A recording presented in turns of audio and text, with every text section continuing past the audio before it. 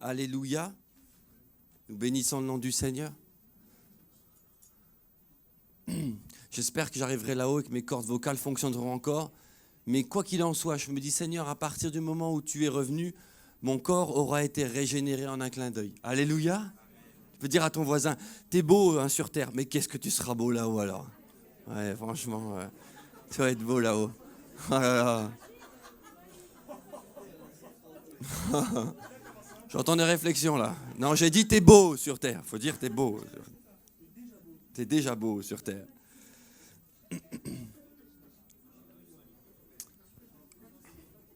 Nous avons besoin d'exprimer notre amour à celui ou celle que nous aimons chaque jour. Amen. C'est une constance.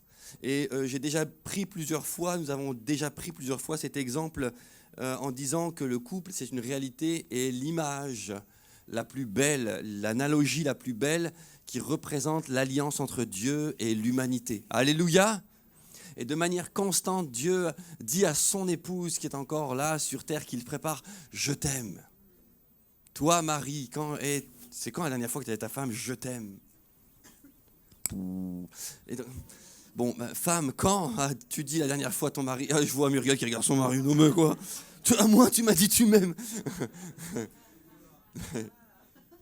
Non, bon, je ne veux pas d'embrouille. Ce que je veux relever, c'est l'aspect de la constance. La constance, alléluia. Il y a une constance que nous devons avoir et c'est au travers de ce mot-là que je veux commencer avec vous.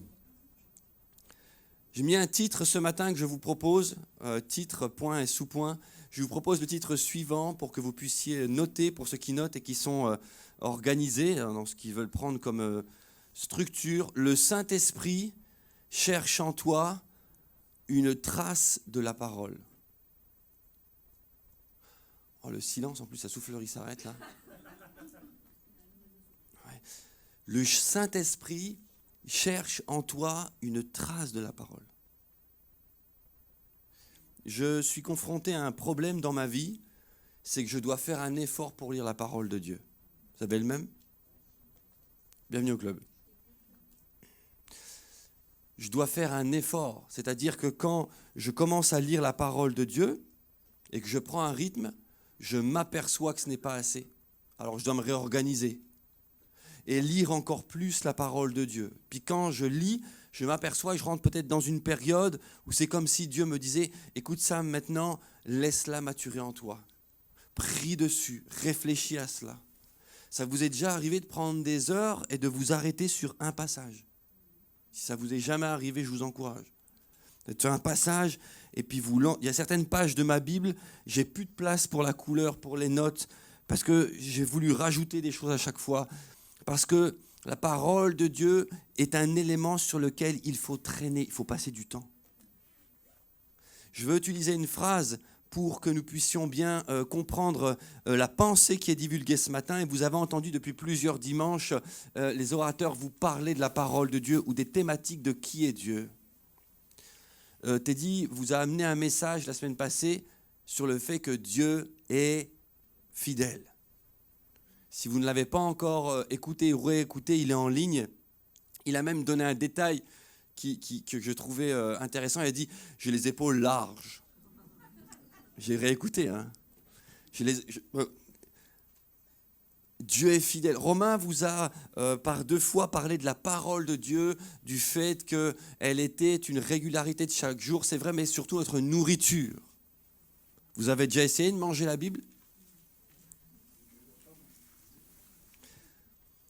Alors, pour qu'on comprenne un peu la pensée de ce matin, je veux utiliser cette phrase. La parole de Dieu n'est pas une information. C'est une nourriture. Une grande nuance. La parole de Dieu n'est pas un livre que nous lisons pour être informés de quelque chose. Nous nous en nourrissons. Donc, à partir de là, vous voyez se dessiner combien de personnes n'ont pas lu la parole de Dieu comme on lit un roman. Ou peut-être es-tu dans cette salle et tu te dis, moi je lis de temps en temps, ou peut-être ne lis-tu pas. Je lis de temps en temps la parole de Dieu, Et c'est un fait, je suis passé par là. Ce que je vous dis, c'est que j'y suis passé. Hein, et je le fais par acquis de conscience. Lis ta Bible, prie chaque jour, prie chaque jour, prie chaque jour. Lis ta Bible, prie chaque jour si tu veux grandir. Si tu veux grandir. Si tu veux. On va arrêter là. J'arrivais jamais à le chanter. Mais on a appris ces choses-là quand on était jeune. Je suis jeune encore. Mais quand on était petit, j'ai Thiago qui dormait à la maison et dans une discussion, il a failli employer cette expression. Il a dit « Oui, moi quand j'étais petit... » Déjà plein d'expérience, le jeune homme. Lis ta Bible, prie chaque jour. Alors, je ne sais pas, alors peut-être par acquis de conscience, tu te dis, j'ai appris ça quand j'étais petit, alors je prends ma Bible chaque jour, je prends le feuillet qui est aux toilettes ou autre, et puis je lis le verset. Comprenez-moi bien, je ne dis pas que c'est mauvais. Nous ne devons pas opposer les arguments, mais c'est insuffisant. Alors, imaginez, et j'ai fait exprès de préparer ce petit exemple, vous arrivez chez quelqu'un qui vous a invité à manger ce midi. Et il a préparé un bon plat. D'ailleurs, en rentrant chez la personne qui vous invite, vous sentez déjà l'odeur qui arrive à vos narines. Peut-être cette odeur de viande bien préparée avec la sauce qui fait revenir le goût des oignons. Commencez à imaginer. Et puis vous savez qu'il y a un peu ce petit grillé sur les pommes de terre accompagné d'une salade juste préparée à l'huile d'olive. Patrick, il dit calme-toi, parce que vu l'heure que ça va. Vous comprenez? Et puis ça arrive à vos narines. Et c'est une nourriture. Alors, quand vous arrivez, la personne vous présente les plats, mais ne vous sert pas. Par contre, elle vous dit ceci. Si je suis trop près du retour, tu me le dis, Ted. Elle vous dit ceci. Énergie, calories, 121. Énergie, kilojoules, 507. Protéines, 19,6. Magnésium, 22 grammes. Phosphore, 184 grammes. Potassium, 353. Calcium, 7 grammes. Fer, 2,75 grammes. Zinc, 4,54. Alors, sélénium, 6,72. Sans oublier l'iode, 3,8. Et elle prend le plat, elle le remet au four. Et elle te dit merci d'être venu manger. Tu vois la nuance entre une information et une nourriture? Qu'est-ce que je m'en moque de savoir ce qu'il y a comme fer dans mon plat? Je veux le manger. Je veux le manger et mon corps est fait pour cela. Mon corps est fait pour que je prenne la nourriture à la fourchette et que je la porte à ma bouche et que je m'en nourrisse. Ainsi donc, je mastique la nourriture, elle vient dans mon estomac. J'ai un estomac prévu à cet effet. Et l'estomac va bien commencer à travailler par rapport à la nourriture qui est entrée dedans et savoir en extraire le meilleur pour le faire passer par les membranes de tout l'intestin et commencer alors à donner l'énergie aux membres qui en ont besoin. Et en plus, cette faculté qu'a l'estomac, eh bien, de pouvoir disséquer ce qui doit être rejeté de ce qui doit être gardé. Vous savez où ça finit quand c'est rejeté. Nous sommes faits pour nous nourrir. Notre corps est fait pour être nourri. Il en va de même pour la parole de Dieu. C'est un encouragement que je vais vous laisser ce matin. Nous ne pouvons pas rester sur terre sans avoir l'objectif de devenir quelque part, à notre manière, nous ne sommes pas tous pareils, mais à notre manière, des connaisseurs de la parole de Dieu, des érudits, ceux qui ont l'habitude de s'y confronter. Nous devons avoir ce style de vie qui est de dire, si j'ai un livre que je lis régulièrement, c'est la parole de Dieu et je m'y plonge. Alléluia.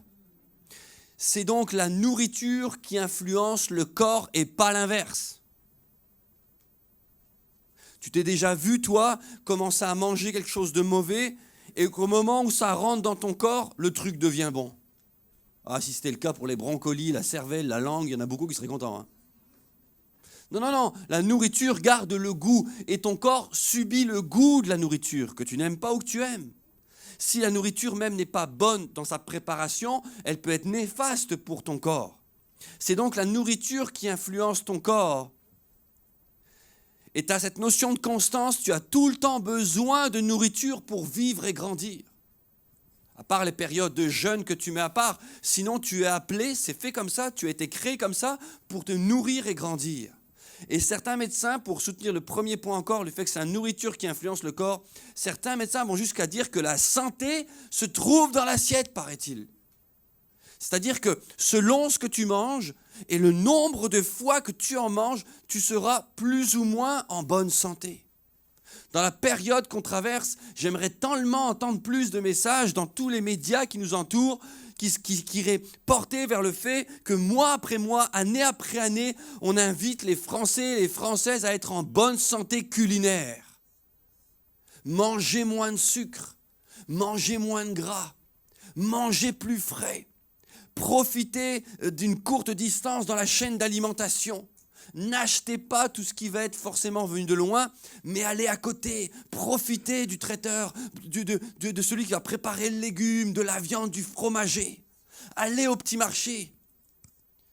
Et alors, nous entrerions dans une situation où notre corps pourrait extraire des aliments plus frais, tout ce dont il a besoin. Il en va de même pour la parole de Dieu. Nous devons nous y confronter. Une nourriture suivra un processus, comme je l'ai dit, mastication, digestion, pour communiquer l'essentiel aux organes qui en ont besoin et rejeter le reste.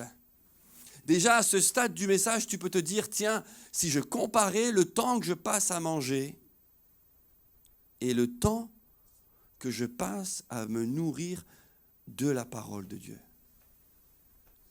Tu pourrais juste faire ce ratio dans ta tête et te dire, tiens, un homme de Dieu, j'avais lu un livre un jour, a dit, c'est simple. Si je mange 3 fois par jour, au minimum, je lis la parole de Dieu 3 fois par jour. Et avec ça, ça veut dire je prie, je l'ouvre, pas dans le sens, tiens, je lis le verset, je garde les 2 phrases pour la suite. Je la lis et je la médite. Nous sommes dans une génération, c'est connu, les sociologues le disent, qui est une génération déconstruite quant à la capacité mentale de recevoir une information un peu longue. C'est-à-dire qu'aujourd'hui, il faut granuler l'information. Les médias ne font que cela. Ils granulent l'information, ils font du buzz avec une courte intensité, de sorte que l'information passe et soit retenue. Ils choquent les pensées. Il y a une sursollicitation cognitive. Vous savez ce que c'est ? C'est-à-dire que dans ton cerveau, tu as une connexion entre les neurones et les synapses. Les neurones se font au travers des synapses et cette connexion-là est sursollicitée au travers du nombre d'informations différentes que tu reçois. Ce qui fait que quand tu reviens à la parole de Dieu, tu es obligé de te calmer, de faire un effort et de prendre un autre rythme. Je veux être très pratico-pratique ce matin. Et donc, au travers de cette analogie avec la nourriture, nous pouvons dire encore une fois, au travers de l'exemple que j'ai pris, que cette connaissance ne doit pas rester au stade de connaissance, mais elle doit se malaxer. Dieu nous a dit, et je vais entrer avec le premier passage, Dieu nous a dit, médite-la jour et nuit. Alors, ce que je veux nous laisser ce matin, c'est approche-toi d'elle. Fais-en ta propre relation et ta propre relation avec la parole de Dieu. Qu'elle reste dans tes pensées, qu'elle finisse par modeler ta vie. Comme la nourriture physique finit par modeler ton corps, je t'invite à commencer à concevoir ce matin qu'il faut que la parole de Dieu finisse par modeler ton âme. Est-ce que tu sais ce qui se passe si la parole de Dieu n'arrive pas à modeler ton âme ? Nous risquons d'être baladés de gauche et de droite par des vents extérieurs, des croyances extérieures, et nous n'aurons pas de fortes racines. Connaissez-vous le seul moyen de faire en sorte qu'un arbre résiste au vent ? Il n'y en a qu'un. C'est d'être bien enraciné. C'est le seul moyen. Et lui-même a pourvu à cela. C'est-à-dire que c'est dans son code génétique. J'ai essayé, croyez-moi, si vous venez chez moi dans mon jardin, vous verrez la tronche d'un arbre que j'ai essayé de redresser par des bouts de bois. Ça tient un peu. Mais quand il y a trop de vent, parce qu'il a commencé à plier, il a tendance à tomber. Mais si un arbre arrive à prendre ses racines correctement, en étant au début aidé à être droit par un tuteur, alors quand il sera grand, le vent soufflera et il tiendra ferme. Si aujourd'hui, là où tu es chez toi, tu n'as pas des temps où tu te mets à repotasser, et je ne te parle pas seulement d'études bibliques. Il y a des choses qu'on va discuter avec les frères, on doit se mettre en route sur différents schémas parce que des tournants doivent être pris. Mais ce matin, je ne te parle même pas de cela. Je te parle de ta relation avec la parole de Dieu. Marc 16, verset 16. Je l'ai dit, le titre, c'est « Le Saint-Esprit recherche une seule chose en toi, une trace de la parole de Dieu ». Parce que le Saint-Esprit veut faire quelque chose dans nos vies. On va le lire en Marc 16, verset 19. Pardon, j'ai dit verset 16 et Marc 16, verset 19. Chapitre 16, verset 19. Il est dit ceci. « Le Seigneur, après leur avoir parlé, fut enlevé au ciel et il s'assit à la droite de Dieu. Ils s'en allèrent prêcher partout, c'est-à-dire répandre la parole de Dieu. Le Seigneur travaillait avec eux et confirmait la parole par les miracles qui l'accompagnaient. » Alléluia. C'est-à-dire que le Seigneur ne confirmait pas l'attitude des disciples. Le Seigneur ne confirmait pas le fait qu'il ait marché avec eux. C'est bon, maintenant on est potes, moi je suis parti dans le ciel, vous avancez, allez, je continue d'être avec vous. Rien que parce que c'est vous, je ferai des choses. Le Seigneur, le Saint-Esprit, confirme tout le temps une seule chose, c'est la parole de Dieu.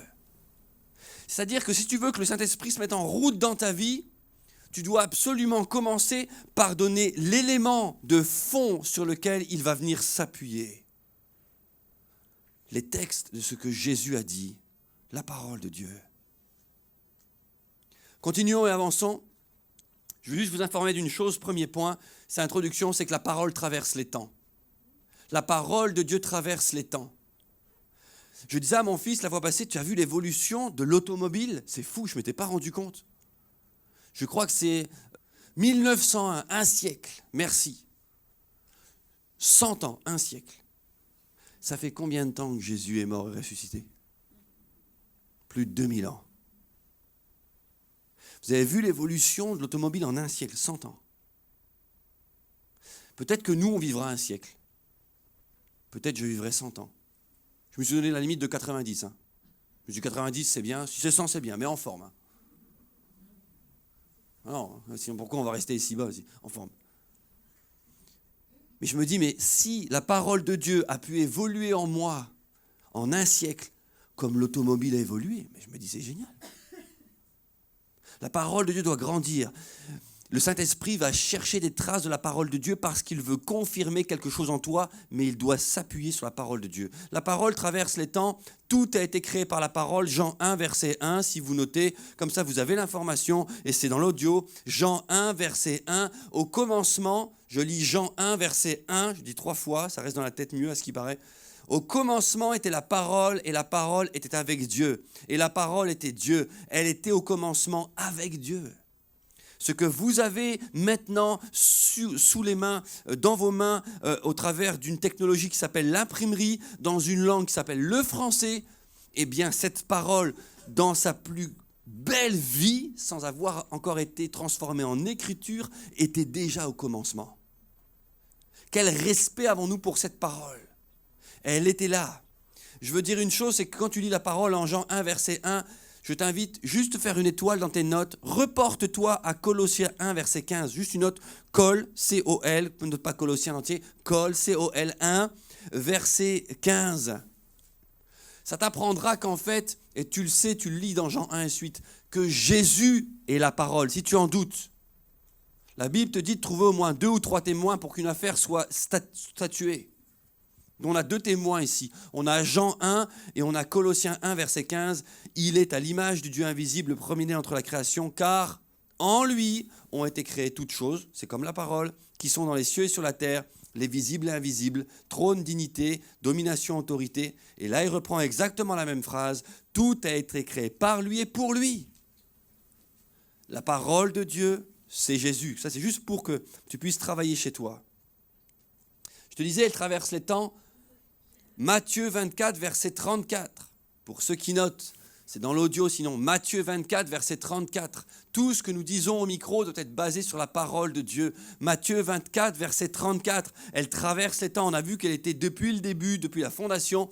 Et il est dit ceci, je vous le dis en vérité, cette génération ne passera point, que tout cela n'arrive. Le ciel et la terre passeront, mais mes paroles ne passeront pas. Alléluia. Quand je dis mes paroles, ce n'est pas les miennes, hein. C'est celles de Jésus. C'est Jésus qui parle ici. Je veux juste honorer ce matin la parole de Dieu pour remettre en nous l'envie de la lire, l'envie de la potasser, l'envie de nous y attacher, l'envie de retomber amoureux de la parole de Dieu. Il y a une multitude de versions qui existent aujourd'hui. Quand je dis versions, comprenez-moi bien, elles disent la même chose, mais avec des mots un peu différents, des phrases différentes. On a la classique Louis II, on a les notes de différentes personnes, Scofield, on a la Summer aussi, par exemple, la Thompson aussi. La Summer, elle va travailler avec des notions d'études plus poussées. Vous avez la Louis II révisée, vous avez la Français courant, vous avez la parole vivante. Toutes ces traductions-là qui sont écrites pour dire la même chose, mais de manière à ce que nous le comprenions mieux. Un tel effort est fait pour que nous puissions aujourd'hui accueillir la parole de Dieu dans nos cœurs.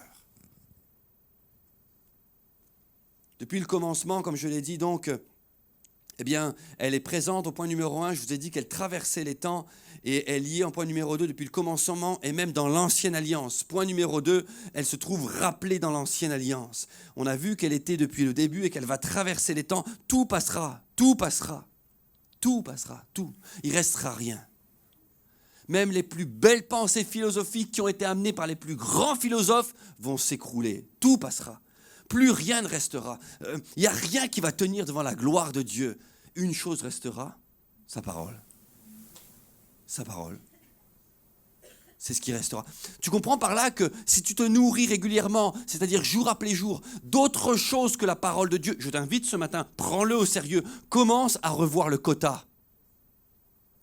Oui, je me fais autant d'heures de séries TV, je me fais autant d'heures de jeux, j'ai bien le droit de faire autant d'heures de sport. Non, tu peux pas, il y a Covid, d'accord ? Ben chez moi, sur mon... Et puis autant d'heures de magazines, loisirs. Et quand j'ai le temps, qu'il m'en reste un peu, au moins 2 fois par semaine, 2 fois, 2 fois, avec le feuillet ça fait 2, je prends le temps de lire la Bible. Vous savez ce que je dis, ça peut paraître ridicule, mais je crois que ça parle à certains. Et je le dis avec beaucoup d'amour, parce que je suis passé par là. Si vous voulez voir mon emploi du temps, je vous invite. Je vais vous envoyer une photo d'écran de mon agenda. Je vous assure que vous pouvez vous dire, il ne doit pas rester beaucoup de temps, mais je prends le temps de lire la parole de Dieu. J'ai un espace exprès dans mon bureau, j'ai mon ordinateur, ça vous savez tout, j'ai mon ordi. À droite, j'ai tout ce qui est technique, j'ai tout ce qui est câble, j'ai tout ce qui est recharge. À gauche, j'ai tout ce qui est notes, j'ai tout ce qui est cahier. Et j'ai mon cahier de travail pour le professionnel et j'ai tous mes livres et aussi toutes mes notes. Et donc, quand je suis devant l'écran, que j'ai fini de travailler, que je prends un temps spécial, je mets un peu de louange, je me suis acheté des bons HP, tu vois, des bons baffles, je me retourne d'un quart de tour et là, je suis en train de commencer à étudier la parole de Dieu. Vous savez où j'ai vu ça ? Hormis l'ordinateur et les choses techniques. J'ai vu ça chez mon papa. Il avait un bureau tout le temps rempli de livres. Il nous appelait quand on était encore à Roubaix au 3e étage. Et on montait 4 à 4, on devait faire des lectures à trous, je me souviens, on lisait la Bible. Et il nous lisait des versets et il enlevait des mots. Il tentait, il a réussi d'apprendre à faire en sorte que nous aimions la parole de Dieu. Bien sûr, tu as fait ça. Ah, maintenant, les trous ne sont plus dans les versets, ils sont dans la mémoire. Donc du coup... Il a ensemencé ça. Et j'arrivais, je voyais son bureau, voilà, et c'était un bins sur le bureau. Des bouquins, des feuilles, des trucs et des bazars, mais c'était tout concernant la parole de Dieu. Voyez-vous ? Laissez-moi vous poser une question. Si vous ne le faites pas, est-ce que vos enfants le verront ? Ils ne verront pas. Si vos enfants ne vous voient pas régulièrement le nez dans la Bible, rien que pour essayer de comprendre, c'est-à-dire que ce n'est pas parce que vous le faites que vous comprenez tout, on ne comprend pas tout, mais rien que parce que j'ai envie de tomber amoureux de cette parole. Et je vais me discipliner à aller la chercher. Depuis le commencement et l'ancienne alliance, regardez, Dieu avait déjà insisté. Josué 1, verset 7. Josué 1, verset 7 et suite, pour ceux qui notent, vous le relirez chez vous. Donc Josué 1, verset 7, je vous le lis. Fortifie-toi, Josué 1, verset 7. Forte, vous connaissez, hein, et ceux qui regarderont la vidéo le verront arriver à l'écran dans peu de temps. Oui, parce que voilà, je tiens à préciser, vous voyez que petit à petit, des choses se mettent en place. Et je voudrais que vous applaudissiez tous les jeunes et les moins jeunes qui se sont fait la formation. Bravo, bravo, bravo, bravo, bravo, bravo, bravo. Ah là, c'est Ruben et Jonas qui s'y collent encore. Là, c'est bien, merci. Là, c'est en non répertorié ce qu'on appelle, c'est-à-dire que là, on n'est pas en live actuellement. On fait encore un test. Mais il y a un moment donné où nous pourrons être en live. Ça permettra aux personnes qui ne viennent pas à cause des 1 banc sur 2, eh bien, de pouvoir, la semaine où ils ne viennent pas, regarder ça en live. À distance, mais ne préférez pas la distance. Hein. Josué 1, verset 7, fortifie-toi seulement et aie bon courage, en agissant fidèlement selon toute la loi que Moïse, mon serviteur, t'a prescrite. Ne t'en détourne ni à droite ni à gauche, afin de réussir dans tout ce que tu entreprendras. À un moment donné dans la vie, si tu te dis, mais je ne comprends pas, je ne réussis pas, je ne comprends pas, je n'arrive pas à y voir clair, je ne comprends pas, eh bien regarde ce que la Bible disait déjà d'elle-même, la parole disait déjà d'elle-même, elle te dit, reviens à moi, reviens à la parole de Dieu et tu réussiras dans ce que tu entreprendras. Il n'y a pas d'autre chemin. Tu peux regarder des personnes qui vont t'automotiver, qui vont te donner des clés. Combien de fois on ne reçoit pas des pubs quand on regarde des trucs en pré-roll sur YouTube avec des personnes qui commencent à parler, qui disent « Hey, je vais te donner 8 clés pour réussir. Peut-être tu n'as jamais réussi ça. Écoute cette vidéo jusqu'au bout. » Et puis tu as envie d'une chose, c'est juste passer. Mais il dit « Ouais, comme s'il y avait YouTube. » Je vous confirme, il n'y a pas YouTube, il ne sait pas où c'est sur l'ordinateur. Hein? C'est marrant ça. Alors tu fais des cachotteries sinon. Il regarde des films sur YouTube. Alors du coup, fortifie-toi seulement et prends courage en agissant fidèlement selon toute la loi que Moïse, mon serviteur, t'a prescrite. Ne t'en détourne pas. À l'époque, il n'avait que la loi. Ne t'en détourne pas. Ça c'est Josué 1, verset 7 et suite. Et on continue avec Psaume 1, verset 1. Écoutez bien, Psaume 1, verset 1. Psaume 1, verset 1. Psaume, t'écris P-S-A, 1, verset 1. Josué, t'écris J-O-S, ça va plus vite. Psaume 1, verset 1. Heureux l'homme qui ne marche pas selon le conseil des méchants, qui ne s'arrête pas sur la voie des pécheurs et qui ne s'assied pas en compagnie des moqueurs, mais qui trouve son plaisir dans la loi de l'Éternel et qui la médite jour et Je veux qu'on commence par répétition, par effet de répétition, à nous rendre compte qu'on est peut-être un peu trop loin de ce que Dieu nous dit. Allô? Est-ce que votre Bible... Une question. Répondez pas. Est-ce que votre Bible a l'air neuve? Ah, ça rigole à ma droite. Genre, c'est un fiston qui cache sa Bible. Est-ce qu'elle a l'air neuve? Bon, si tu viens de l'acheter il y a 6 mois, 1 an, ok. 2 ans, bon. Mais au bout de 2 ans quand même. Et s'il n'y a pas forcément d'écriture dessus, tu sais ce qu'il pourrait y avoir dessus? C'est des larmes. Passer du temps à lire la parole de Dieu. Au moment où tu étais le plus triste, te réfugier dans la parole de Dieu. Il faut que tu passes, je veux t'encourager ce matin, il faut que tu te passes cette barrière de découragement. Il faut que tu passes cette barrière où tu te dis mais j'y arriverai pas. Non, tu y arriveras. Nous sommes, nous ici, hommes de Dieu et puis enseignants à travailler, à t'aider à cela. Il y a maintenant sur la toile, parfois un peu trop, des tas de choses que tu peux trouver, lire. Alors il faut trier parce que tu as de tout, mais qui t'aident à avancer dans la parole de Dieu. Tu vas réussir à un moment donné à ne plus, quand tu t'approches de la Bible, être en train de te confronter à un mur, mais tu vas entrer dans la Bible, dans la parole de Dieu. Tu vas y arriver. Tu vas y arriver. J'avais Tina, je me souviens, qui était à la maison, une jeune fille qu'on a accueillie pendant presque 1 an, et elle avait cette pensée parce qu'elle venait du pays, donc du Congo, et puis dans sa pensée à elle, dans sa structure de pensée, elle disait mais en fait ça c'est votre job, pasteur. Mais je dis non, attends. Je dis non. Je dis Tina, moi je travaille à aider les gens à y voir clair, mais mon objectif c'est qu'ils y voient clair par eux-mêmes. Comme ça après ils continuent, et puis je passe au suivant. Mais elle me dit, mais si vous faites ça un jour, vous n'aurez plus de travail. Ah, je dis, mais si, t'inquiète pas. Mais l'idée, c'est que les gens apprennent à voir clair par eux-mêmes. Laissez-moi vous dire, je vous susurre un peu déjà la conclusion de mon message, c'est qu'un jour, on l'a chanté, je sais qu'un jour mes yeux verront Jésus, et nous avons lu que Jésus c'est la parole, alors tu sais qu'un jour tes yeux verront la parole en face. Et là, la parole te posera elle-même une question. Elle te regardera et elle te dira, est-ce que tu m'as médité ? Est-ce qu'on se connaît ? Est-ce que tu as passé du temps avec moi ? Est-ce qu'au travers des lignes de la Bible, tu y as perçu Jésus ? C'est une réalité dont il ne faut pas s'éloigner. Psaume 1, verset 1, je vous l'ai lu, qui finit par « Mais qui trouve son plaisir dans la loi de l'Éternel et la médite jour et nuit ?» Je veux lire aussi Deutéronome, verset 6, 6. Pour ceux qui notent, Deutéronome 6, 6, toujours dans le point que je vous ai donné, le point numéro 2, qui est le fait que dans l'Ancienne Alliance, elle était déjà annoncée. Ce fait-là, cette importance était déjà annoncée. Deutéronome 6, 6. Je veux qu'on prête attention quelques instants. Deutéronome 6, 6. Et ces commandements que je te donne aujourd'hui seront dans ton cœur. Il parle au futur, hein, seront dans ton cœur. Écoutez bien. Tu les inculqueras à tes enfants et tu en parleras quand tu seras dans ta maison, quand tu iras en voyage, quand tu te coucheras et quand tu te lèveras. Tu les liras comme un signe. Tu les liras, pas du verbe lire, hein, lier là, comme un signe sur ta main et ils seront comme des frontons entre tes yeux. On va y revenir. Mais je veux relire cette phrase. Tu les inculqueras à tes enfants et tu en parleras quand tu seras dans ta maison. Est-ce que vous, parents, vous comptez sur le pôle enfance pour que vos enfants connaissent la parole de Dieu ? Vous pouvez, mais ce n'est pas suffisant. Les enfants ont besoin de voir la parole de Dieu en action avec nos hauts et nos bas. Nous ne sommes pas parfaits. Personne ne l'est.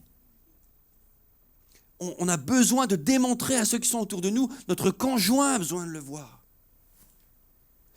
Il est dit ici, tu inculqueras à tes enfants et tu en parleras quand tu seras dans ta maison, quand tu iras en voyage. Il parle ici des commandements, hein, quand tu te coucheras et quand tu te lèveras, ça veut dire constamment.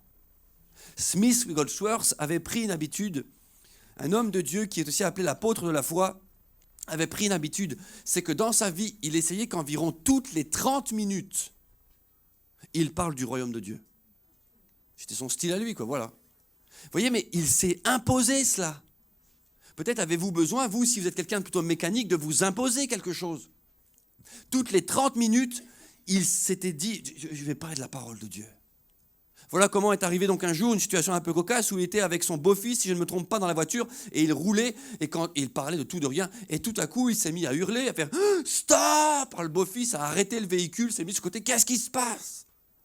Il dit, je viens de me rendre compte, ça fait 40 minutes qui sont passées, on n'a pas parlé du royaume de Dieu. Viens, on parle du royaume de Dieu. Ça vous ferait bizarre, hein ? Et je vais vous dire un truc qui doit nous faire peur. Si on sort là, juste à la sortie, et qu'un chrétien vous accompagne dans le couloir et vous dit « Tiens, viens, on parle du royaume de Dieu », ça vous ferait bizarre, hein ? Non ? Il faut être à l'aise avec ça.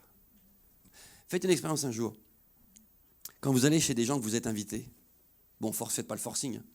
Vous êtes invité chez des gens, et puis vous parlez de tout, de rien, regardez si tout à coup vous pourriez essayer de parler de la parole de Dieu, du royaume de Dieu, de la Bible. Une expérience qui n'amène pas à un jugement, hein, il n'y a aucun jugement là-dedans. Mais c'est de dire, Seigneur, j'aimerais que mes temps en commun, petit à petit, ça nous a arrivé des fois en famille, et ça arrive de manière spontanée, hein, ce n'est pas un truc prévu, je ne vous dis pas de faire un truc prévu. En famille, ça nous est arrivé, on se revoit en famille, on est là, on se voit, et puis tout à coup, on est chez Philippe, par exemple, puis Ruben se met comme ça au clavier, et puis il joue un chant, et puis qu'est-ce qui se passe ? Une voix s'élève, une autre s'élève, et on se met à chanter. Vous me direz, il faut un musicien. D'accord, mets un CD. Imagine, tu es invité chez quelqu'un, puis tu as ton CD, tu as ta clé USB, tu vois, et puis le temps passe, ah c'est bien, on a bien mangé et tout, puis tu arrives près de sa chaîne IFI, puis il se dit, mais qu'est-ce qu'il fait ? Puis tu viens avec ta clé USB, puis clac, tu mets la clé USB. Puis paf, tu mets la louange, puis tu te mets à chanter, mais tiens, qu'est-ce qu'il fait ? On est appelé à être baigné dans la présence de Dieu, dans la parole de Dieu. Alléluia. Je veux vraiment que ça s'ancre en nous. Ok, j'ai lu ceci donc, et je vous lis la dernière phrase, verset 8, tu les liras comme un signe sur tes mains, et ils seront comme un fronton entre tes yeux. Ici, on a donc la raison pour laquelle, quand vous voyez des juifs orthodoxes, ils fonctionnent et ils sont habillés avec un vêtement où vous voyez sur la main droite souvent, mais l'autre aussi parfois, eh bien comme des lianes qui tombent ou des sortes de ficelles qui sont enroulées autour du poignet de la sorte, et puis ils les touchent tout le temps. Et ils ont aussi ici un ruban qui est décollé de quelques centimètres parce qu'il y a un cube. Et dans ce cube, il y a un bout de ce qu'ils appellent être le bout de la Torah, donc un commandement. Et ils ont, entre guillemets, pris à la lettre exactement ce verset. Mais ce que Dieu voulait dire, c'était qu'il faut que ça rentre dans tes pensées et que ça aille jusqu'à influencer tes actions. Il faut que ça rentre dans nos pensées.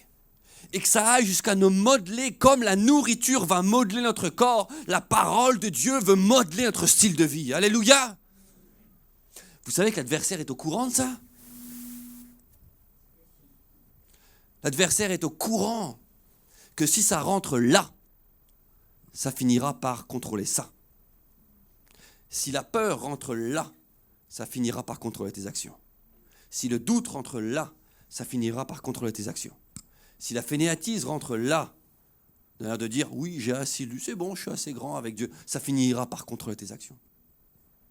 Il a tellement bien compris que je vous invite à prendre... Là, je suis légèrement hors cadre, je reviens vite dans mon message, mais je l'avais préparé, parce que c'est d'actualité. Apocalypse 13, verset 16. Notez, si vous voulez, Apocalypse 13, verset 16. Apoc, tu écris Apoc, A-P-O-C. Apoc 13, verset 16.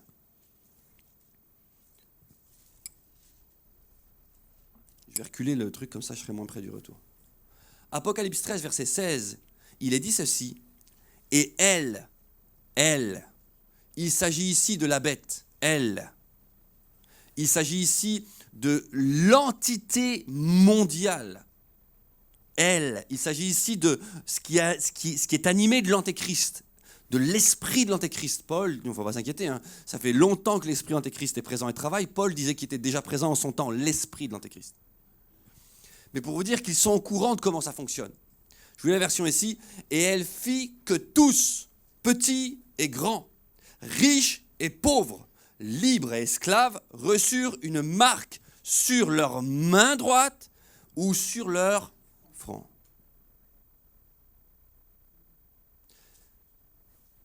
Vous dites, mais c'est quoi ce qui se passe ces temps-ci? Bon, effectivement, il y a le virus, Covid-19, il y a tout ça, il faut y faire attention. En fait, il faut prendre soin des autres, dans toutes les sphères de la personne, un corps, âme et esprit. Et si vous regardez bien, est en train de se dessiner quelque chose qui n'est pas en fait l'objectif. Je veux vous dire, ce que je pense sincèrement, je ne vais pas le développer, ce sera peut-être dans d'autres temps. L'objectif n'est pas tant de rendre les gens malades, ça sert à quoi? Ça sert à rien. Ni de foutre l'économie par terre, ça sert à rien. L'objectif est d'opérer une transformation. Et elle se dessine, c'est pas moi qui le dis, écoutez les journalistes, certains le disent. Une transformation, tant sur le plan économique, pour pousser à une forme de mondialisation, mais une transformation aussi dans nos pensées. D'amener une forme d'acquiescement quant au fait qu'il faille que nous soyons connectés. D'abord, traquer QR code. Avez-vous entendu parler des QR codes, peut-être dans les restaurants? Il y a une forme de connexion derrière. Il faut qu'on vous suive, il faut qu'on nous suive, il faut que... Est-ce que c'est le numéro de la bête? Non, ce n'est pas le numéro de la bête. Le Covid-19 n'est pas le numéro de la bête. Ne regardez pas les faits. Ne vous arrêtez pas aux faits seulement. Si vous jugez bibliquement les faits, vous serez toujours en retard. Parce que si en 2020, 2021, c'était Covid-19, en 2025 ou 30, ce sera autre chose. Donc le fait aura changé. Regardez l'intention. L'intention. Le monde est en train de se préparer à quelque chose qui est nécessaire pour que la bête ou l'esprit puisse faire cela. Elle doit pouvoir marquer, elle doit pouvoir attribuer un élément, un numéro, une trace, une marque plus précisément, à chaque être humain. J'avais une bande dessinée que j'ai toujours chez moi qui dessinait l'Apocalypse de Jean en noir et blanc, et dans cette bande dessinée qui remonte à bien des années en arrière, à l'époque on s'imaginait que chaque être humain allait recevoir un tatouage sur le front et sur la main. Mais tatouer chaque être humain, c'est pas possible. C'est physiquement pas possible. Comment vous voulez faire? Au fin fond du Zimbabwe, vous allez faire quoi? Non mais je comprenais, je ne veux pas décrier, mais c'est pas possible. Il faut que des réseaux se mettent en place, qu'une digitalisation arrive et que la planète Terre soit constamment, donc H24, et totalement sous une forme de réseau. Renseignez-vous sur le pourquoi de l'arrivée. Alors c'est pareil, la 5G, il y en a qui en font toute une histoire. C'est vrai, il faut faire attention. Il y aura peut-être des choses auxquelles il faudra quand même prêter attention par rapport au corps. Mais en réalité, l'objectif là, c'est pareil. Ce n'est pas tuer les gens, c'est n'importe quoi. C'est la connectivité. C'est tout. Donc, il y a ça qui se dessine. Et pour avoir un mouvement mondial, je pense qu'alors le Covid-19 est justement vraiment très bien tombé. Alors, nous n'avons pas, nous, à nous effrayer, nous avons à bénir. On n'a pas à critiquer. On n'a pas tout le temps à passer notre temps à dire « ouais, c'est bien, c'est pas bien ». Non, on a juste à regarder les choses qui se mettent en place et à prévenir. Prévenir. Es-tu une lampe?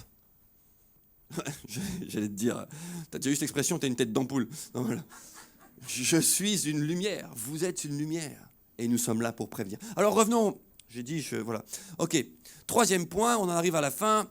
Pas de compromis, c'est lumière ou ténèbres. Et là, je veux que vraiment on soit prêt à réaliser ce qui va se passer. Jean 12, verset 44, Jean 12, verset 44, Jean 12, verset 44. 44, pardon. 44. Je ne sais pas ce que j'ai dit là. Si quelqu'un, Jean 12, 44. Si quelqu'un m'accorde sa confiance, ce n'est pas en moi seulement qu'il croit, mais il croit encore en celui qui m'a envoyé. Qui me contemple, contemple aussi celui qui m'a envoyé. C'est pour être lumière du monde que je suis venu dans ce monde. Je vous rappelle que Jésus, c'est la parole. Hein. D'ailleurs, vous le trouvez en Jean 1, verset 1 jusqu'à 14 et suite. Si je suis venu dans ce monde, c'est pour être lumière du monde, afin que tout homme qui croit en moi ne demeure point dans les ténèbres. Donc, ce n'est pas grisouillant, l'histoire. C'est juste, je suis dans la lumière ou je suis dans les ténèbres. Et quel est l'élément qui va vous éclairer? Et là, vous pouvez noter. Je fais exprès de vous donner des références bibliques. Comme ça, chez vous, toute la semaine, vous allez tout relire. Vous pouvez noter Psaume 119, verset 104. Seigneur, comment puis-je marcher dans ta lumière? Seigneur, comment peux-tu m'éclairer? Seigneur, j'ai besoin d'une torche, d'une lumière. Encore une fois, la parole te dit, reviens à moi. Psaume 119, verset 104. Par tes ordonnances, je deviens intelligent. Oh, je me sens bête. Lis la parole de Dieu. Je crois que mon QI n'est pas très élevé. Lis la parole de Dieu. Je deviens intelligent. Aussi, je hais toute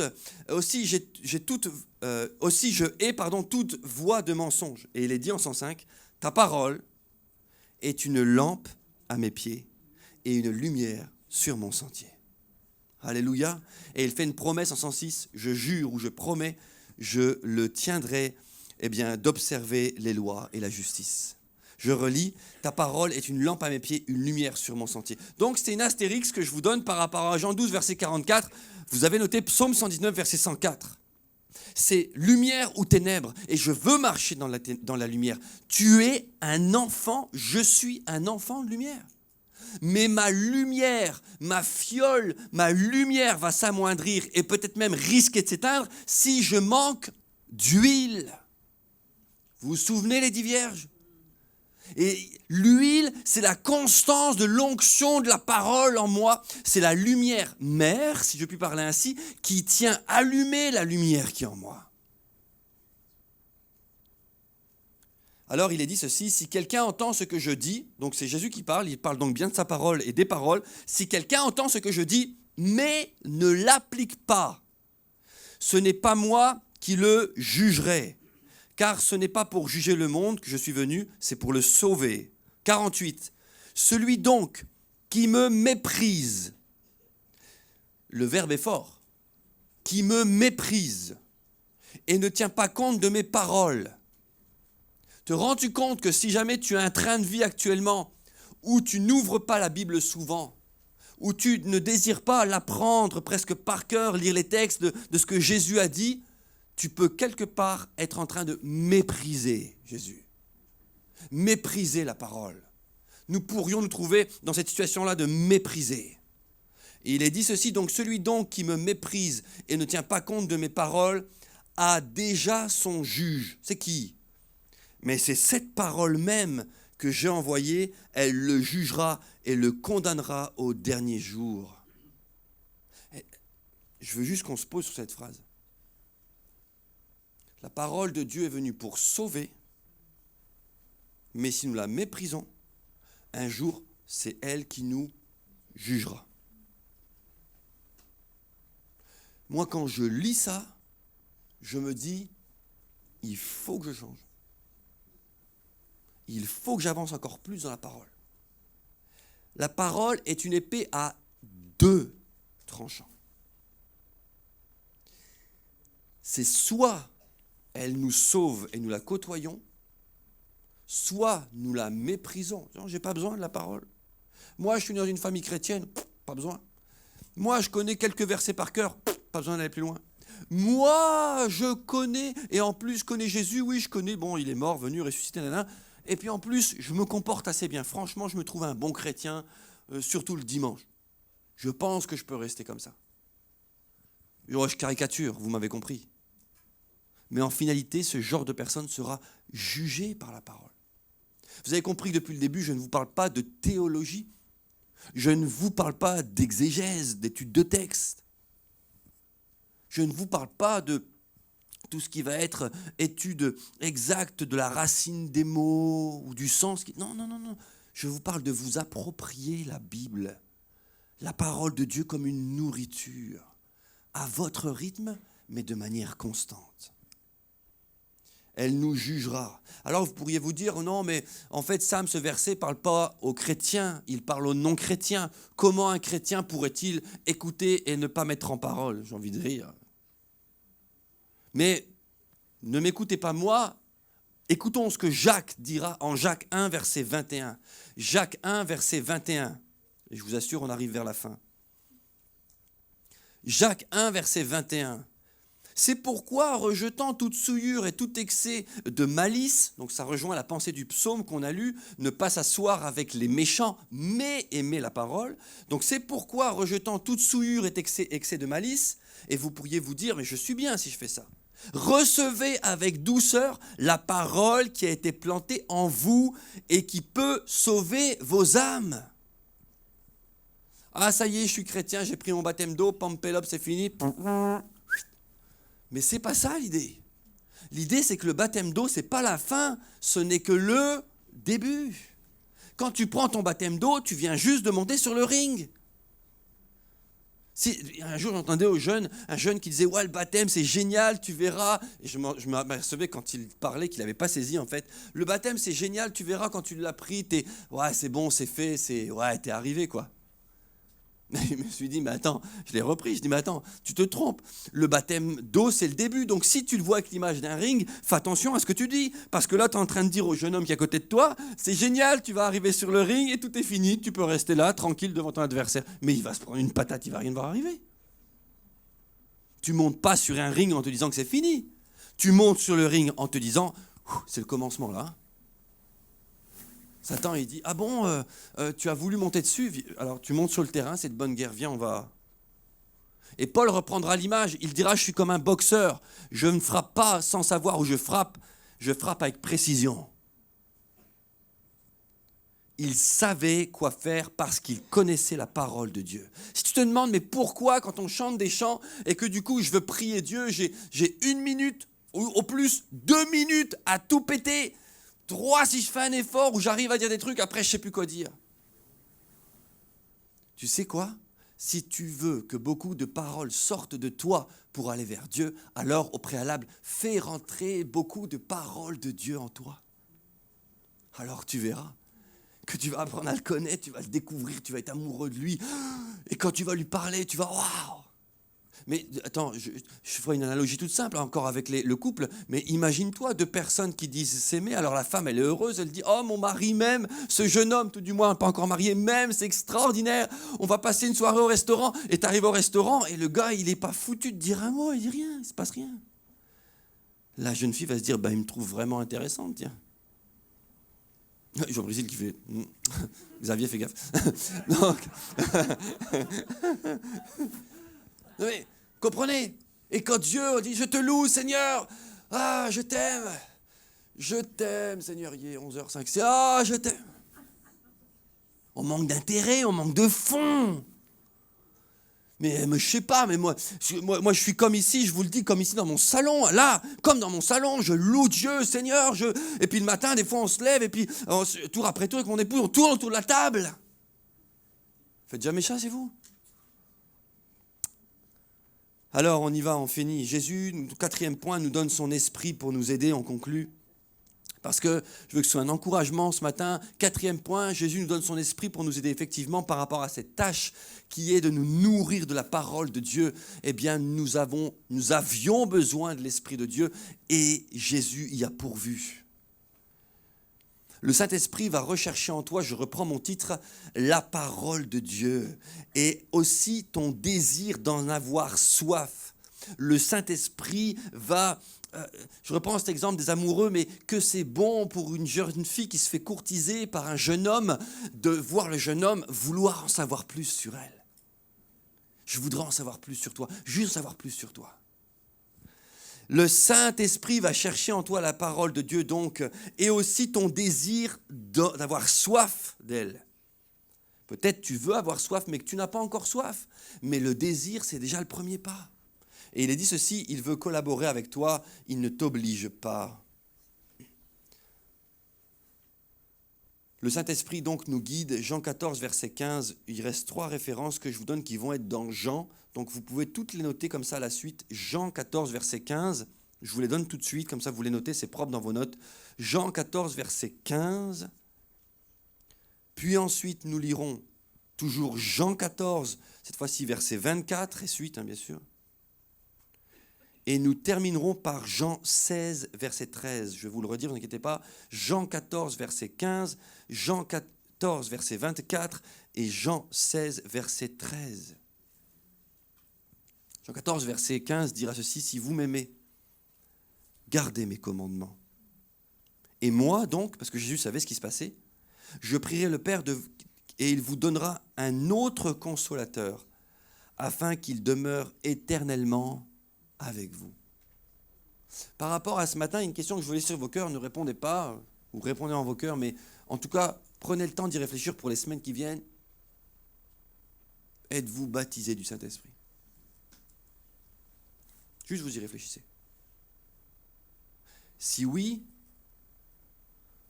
quand est la dernière fois que tu as été submergé par le Saint-Esprit?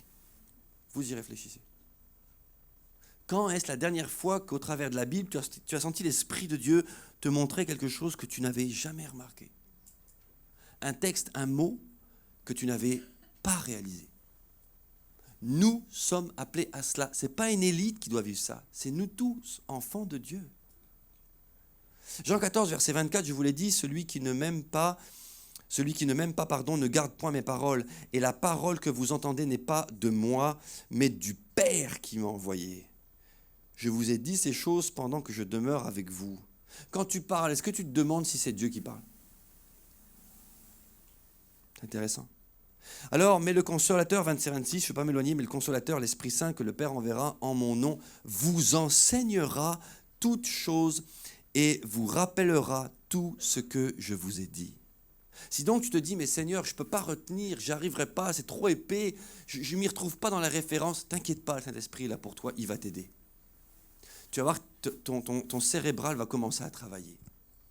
Et on en termine, j'aimerais que juste on prenne un dernier chant ensemble, si Philippe, tu peux venir, et je vais lire ce dernier passage, Jean 16, verset 13. Jean 16, verset 13. Quand le consolateur sera venu, l'esprit de vérité. Il y a un banc là pour ceux qui veulent, derrière moi. Quand le consolateur sera venu, l'Esprit de vérité, il vous conduira dans toute la vérité, car il ne parlera pas de lui-même, mais il dira tout ce qu'il aura entendu et il vous annoncera les choses à venir. Je relis, et je veux que vous compreniez, que nous comprenions que le Saint-Esprit a la même attitude que Jésus ici. Il ne parle pas de son propre fond. Quand le Saint-Esprit, quand le Consolateur sera venu, l'Esprit de vérité, il vous conduira dans toute la vérité, car il ne parlera pas de lui-même, mais il vous dira tout ce qu'il a entendu et il vous annoncera les choses à venir. Le Saint-Esprit veut aujourd'hui encore nous conduire dans toute la vérité. Nous conduire. Je propose qu'on se lève sur lui, on prend un dernier chant. Et si jamais tu n'as pas l'habitude de lire la parole de Dieu, si jamais tu n'as pas l'habitude de prendre du temps avec Dieu, je voudrais peut-être avoir une voix derrière moi ou deux, si jamais tu n'as pas un agenda qui est organisé pour cela, je t'invite, bouleverse ton agenda. Prends une décision ce matin. Prends une décision ce matin de te dire, Seigneur, je veux tomber amoureux de ta parole. Que tu sois jeune ou moins jeune. Seigneur, je veux tomber amoureux de ta parole ou peut-être retomber amoureux de ta parole. Elle est la vérité, comme le dit ce chant. Elle est une lumière sur mon sentier. Par elle, je veux me laisser guider et te soumettre ma volonté. Faire ta volonté, sans murmurer. Juste on prend ce chant ensemble et prenez-le comme une prière, parce que ça parle à la première personne. Et si vous le chantez, priez-le. Merci pour ta parole, lumière donnée aux hommes, qui nous fait connaître le cœur de Dieu. J'aime ta parole, Seigneur, elle est la vérité sur mon sentier. Par elle je veux me laisser guider et faire ta volonté sans murmurer, en espérant dans ta bonté. Je crois en tes promesses. Mon cœur est comme un rocher fondé sur tout ce que dit mon Dieu. J'aime ta parole. Alléluia, Seigneur, elle est la vérité sur mon sentier. Par elle je veux me laisser guider et faire ta volonté sans murmurer, en espérant dans ta bonté. Elle est la vérité, elle est la vérité sur mon sentier. Par elle je veux me laisser guider et faire ta volonté sans murmurer, en espérant dans ta bonté. Seigneur, nous te prions ces paroles. Nous considérons que ta parole est la vérité sur mon sentier et que je veux la laisser me guider, soumettre ma volonté à la tienne. Alors transforme-nous, Seigneur, encore dans les semaines et les mois à venir. Quand je dis nous, frères et sœurs, je prends avec moi ceux qui ont décidé de le dire. Nous te disons, Seigneur, que nous voulons nous soumettre à ta parole. Nous te disons, Seigneur, que nous voulons retourner à ta parole. Nous te disons, Seigneur, que nous voulons à nouveau, si possible, de l'aimer encore plus, aimer encore plus ta parole, tomber amoureux. Nous te disons, Seigneur, merci pour ta parole. Merci pour ceux qui ont donné leur vie pour que des Bibles existent. Merci, Seigneur Dieu, qu'elle puisse faire ton œuvre en nous. Que le nom du Seigneur soit béni. Amen.